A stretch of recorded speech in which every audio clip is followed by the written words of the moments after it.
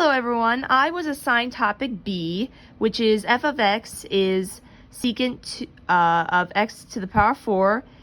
divided by x plus cosine x to the power of 6 and all of that to the 8th power. And since this is being divided by this, you need to use the quotient rule.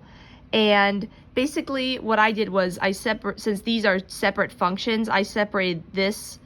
or I called this function h of x and I called this function g of x. And then basically what I did was, since I need to use the quotient rule,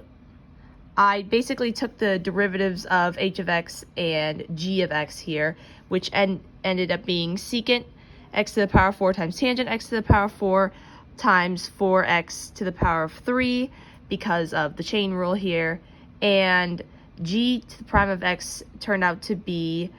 if this will focus, it turned out to be 8x plus cosine x to the power of 6 is to the 7th power, excuse me. And basically that happened because I needed to use the power rule here, and since this also is chain rule, technically I need to now take the derivative of x plus cosine x to the power of 6, and that ends up being 1 minus sine of x to the power of 3, or excuse me, x to the power of 6, what am I saying there? And all of that times 6x to the power of 5, because you also needed to chain rule for this derivative for this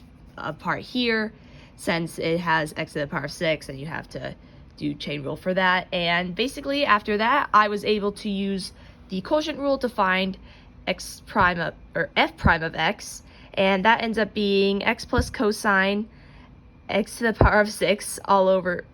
or all to the 8th power, times secant x to the 4th times tangent x to the 4th times 4x cubed minus secant x to the power of 4